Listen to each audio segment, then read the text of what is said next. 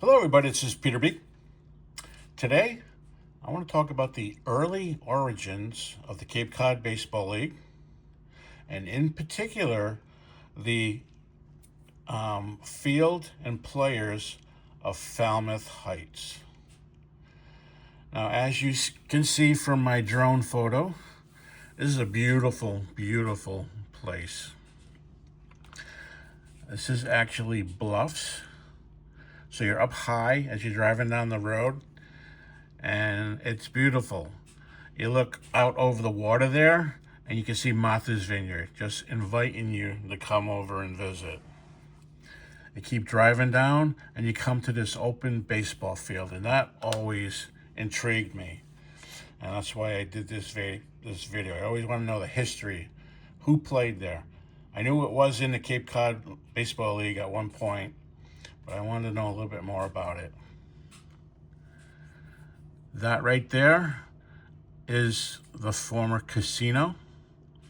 Now, in the old days, turn of the century, casino wasn't gambling. It was actually a big, huge building for the citizens of the community to meet, talk to each other, have fun, play games, a restaurant, little shops, and there was a gathering point, a casino. Right here is Falmouth Harbor, and you can jump on a ferry and go to Martha's Vineyard. And I do want to point out over here is more of the center section of Falmouth today. So let's find out about this little place, Falmouth Heights Baseball Field. Now, Queen Awashnox was the first Cape Cod summer vacationer of Falmouth Heights. And this was in the 1670s. Awashnox was the leader of the Sakonnet tribe. Now, Sakonnet is in Rhode Island, but it borders Massachusetts. Now, on the Rhode Island side of her was the big Narragansett tribe of Rhode Island. And on the other side was the big Wampanoag tribe of Cape Cod and southern Massachusetts. At this point in time, all the tribes were friendly with each other and they all intermixed. Some of her people were living in the Narragansett tribe section, and others were living in the Wampanoag tribe section on Cape Cod and Martha's Vineyard. So she would vacation there in the summer, getting the cool breezes off the water. So tribe members who were away from the actual tribe could come visit from Cape Cod and from Martha's Vineyard, and they can discuss things. So she was the first summer vacationer at Falmouth Heights, and people are still coming to Falmouth Heights for summer vacation. Now, moving up to 1870, a group of businessmen see the Great Hill Bluff, that's what it was called then, on the trip to Martha's Vineyard. They decided they wanted to purchase that land and build a resort community. So they did purchase 100 acres of Great Hill and rename it Falmouth Heights. And they did indeed create a first-class summer resort community. And you can see from the original plans, all the streets are nice, laid out left and up and down. And then where the heights are, they have the section of the heights, like a bicycle wheel and roads coming off like spikes. So they did a real good job planning. Here is Central Park, where the ball field is. And it's not in the plans yet, but that's where the casino would be. So you can see they did a good job organizing, and all the streets are still there today. Now, early Cape Cod baseball. The first organized baseball team was the 1865 Nicholas Club of Sandwich. they would play other baseball clubs off Cape, as well as town teams that want to have pickup games and play the organized Nicholas Club. By 1880s, baseball was played all over Cape Cod. I mean, soldiers returning from the war spread baseball all over America as well as Cape Cod. At this point, not only Cape natives playing for their town team, but college students were also invited. Harvard had a lot of baseball players play in the summer in this Cape Cod League. In 1924, the Cape League was formed, and even more college players played in the league. In 1963, the Cape Cod Baseball League became an official collegiate league sanctioned by the NCAA. Many past and present Major League Baseball players got their start in the Wooden Bat Cape Cod League. Now, this is a great league for the scouts because they're playing with wooden bats, no aluminum bats allowed. And a lot of times, this is the very first chance these kids play with the wooden bats. I mean, they grow up from Little League to college using aluminum. So this gives the scouts a really good idea of how they can handle a wooden bat. I mean, they could hit a lot of home runs with an aluminum bat, but you need a little bit more muscle with a wooden bat to get them to go as far.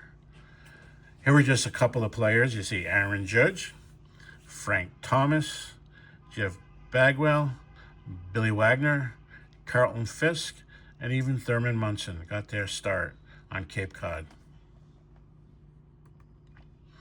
Now, getting to the Falmouth Heights Central Park ball field, which started this whole craze for me. The Falmouth Heights Cottage Club, that's what they're known then, baseball team played on this field in the early 1900s. The Cottage Club was an original of the Cape League Baseball. In 1923, when the official Cape Cod Baseball League was formed, they also moved into that league. All of Falmouth team home games were played here until 1965, when they moved to a bigger field more towards Falmouth Center, as I pointed out in the first slide. And here are some pictures. On postcards, the left one says Central Park, Falmouth, Mass. And you can see some cars there. You might know better at time period in cars, but I would say 1920s, maybe early 1930s. Same thing on the right. And you see the field with people playing on it. All the cars line up on one side and all the fans sitting on the hill watching the game.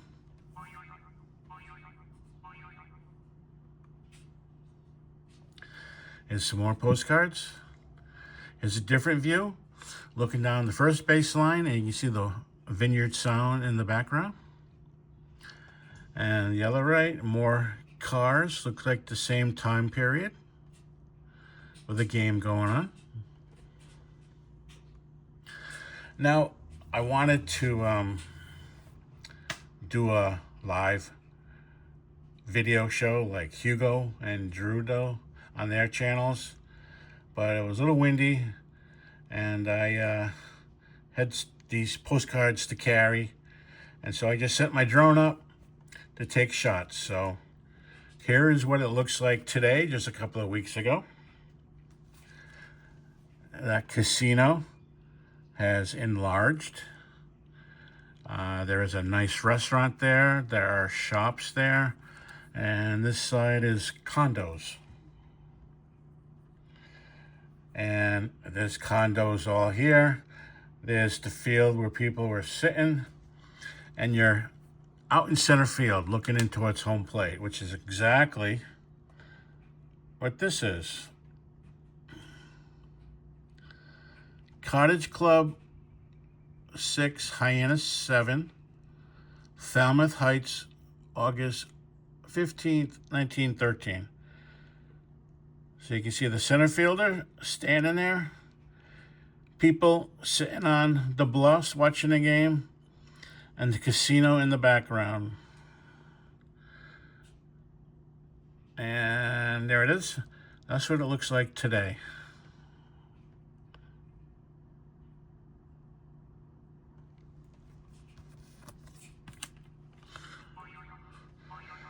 Here's looking more towards from home plate out into the outfield.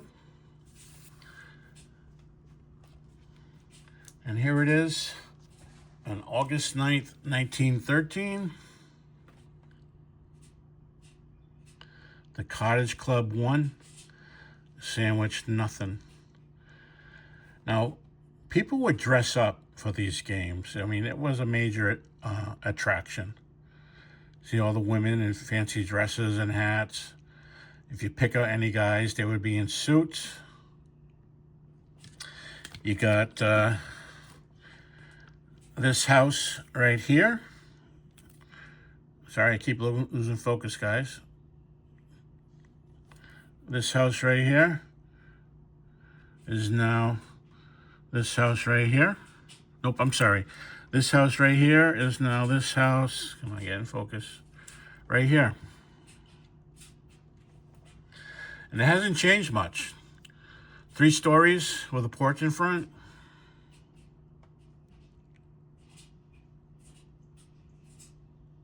Trying, guys. There we go. 3 stories with a porch in front. And the house you see to the left of that, in the right in left center field. That house, is right here. So it has been built up. For all I know, even leveled and then restarted over. But that house is still there. And then this house is right there. So pretty cool. Then and now. Next slide. A little further back up on the hill. See, they have nice benches there now. And that goes with this postcard. Bird's eye view, ball game looking north at Falmouth Heights, Mass. And you see those 3 houses? Those are the same 3 houses I pointed out. And now you can see more down the right-hand line. This right here is this right here. And today that's a restaurant overlooking the water. Next slide. A little closer shot than my first slide. You can see the casino right here. Once again, it's not a gambling casino. It was called casino because it's a meeting place. Right on the beach.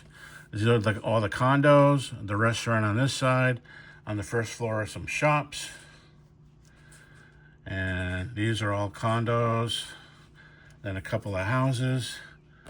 And that's this right here. Casino, and it had a pier out into the water. And then across the street, I think that was a hotel with a ball park in the background. Sorry about the focus. Come on, hurry up. There we go. Once again, beautiful spot to have a baseball game.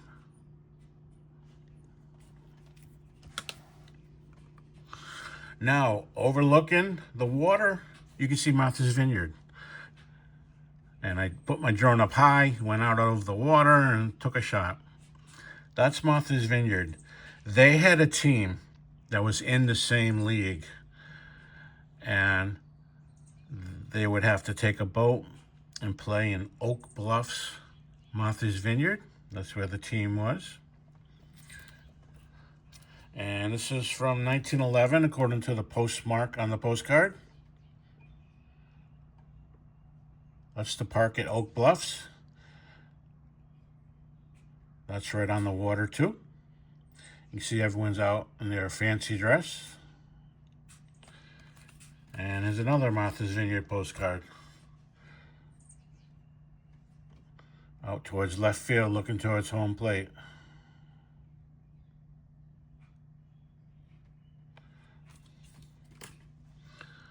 So, the main portion of the slideshow, what we all came here to see. Sorry it took 15 minutes to get there. But some of the players who played in the majors, who also played for the Falmouth Cottage Club. Here's a postcard I found. Hopefully that's in focus. Falmouth Baseball Team, 1915. And those were some of the players. And this particular player right here is Horace Ford.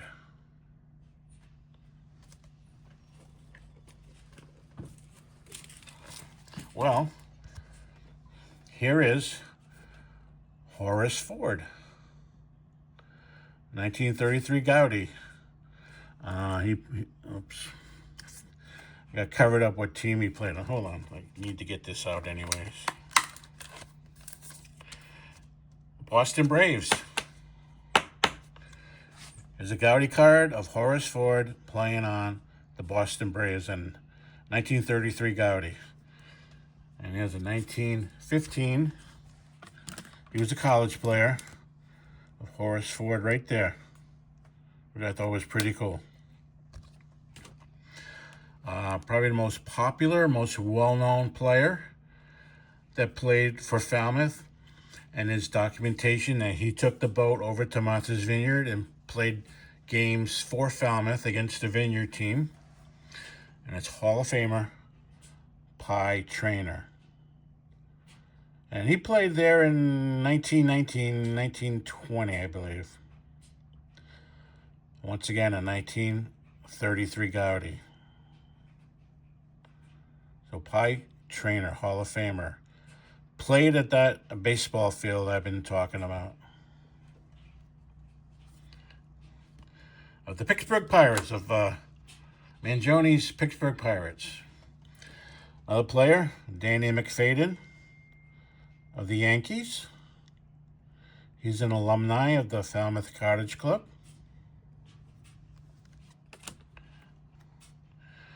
Frank Hogan, once again the Boston Braves.